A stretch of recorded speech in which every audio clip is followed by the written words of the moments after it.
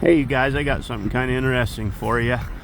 You know how birds cause a lot of plane crashes and especially waterfowl?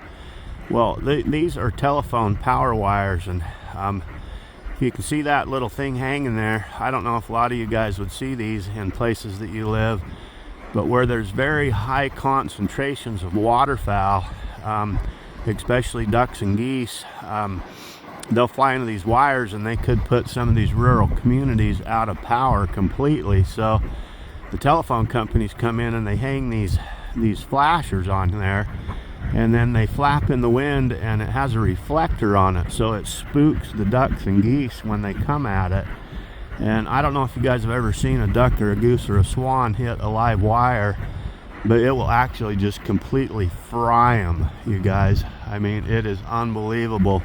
They're dead instantly. And a lot of times if you get a goose that's say 20 pounds, or like a trumpeter swan that could be up to 30 pounds, if they hit one of these wires going 35-40 miles an hour, it could put a whole community out of power. And so those are reflectors that they put on them to keep the waterfowl off. And another thing here in the western United States that they have a big problem with is raccoons.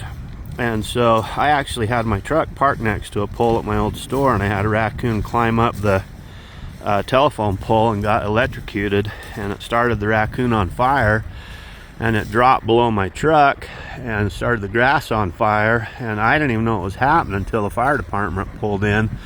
But so what they'll do, you guys, on these poles is they'll take, if you can imagine like an empty toilet paper roll or paper towel roll, and they will use aluminum and they'll put them around these poles, and they'll make them about 4 feet long so that the raccoons can't get their claws into these poles, so they can't hike up to the top and get electrocuted and shut the power off.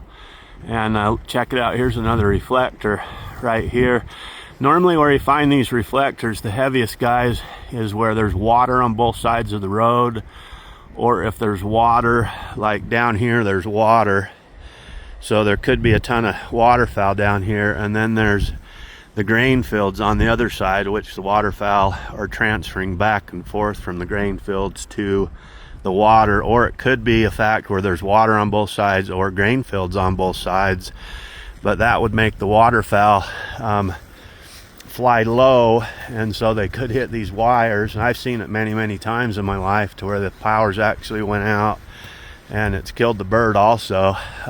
Me and my boy, we saw a big Canadian goose hit a power line here a few years ago, and it just fried the Canadian goose instantly. It was instantly dead and pretty much cooked. But that's what those guys are, you guys. If you ever see them hanging on a telephone line, those are reflectors to keep the birds, to flare the birds, scare the birds before they actually hit the telephone lines. Anyway, just a little tidbit information for you guys. Kind of fun to think about some of that stuff. And birds cause a lot of damage, not only to airplanes crashing, but also to power outages around the world, especially where there's heavy flights and big numbers of waterfowl. Anyway, you guys have an awesome day, and send you guys a great big huge smile from up here in the middle of nowhere.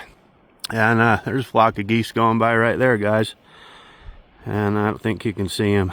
I can't see them in my phone either. But anyway, you guys have a super nice day, and I'll try to make you guys some fun videos this week. I got to start working on my store next week on about the Valentine's Day is the deadline to where I can actually get in and start getting some work done.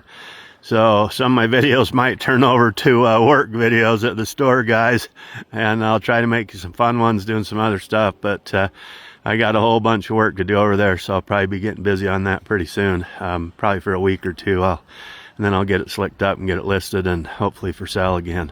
Anyway, have a good day, you guys. Okay, we'll see you guys. Bye-bye.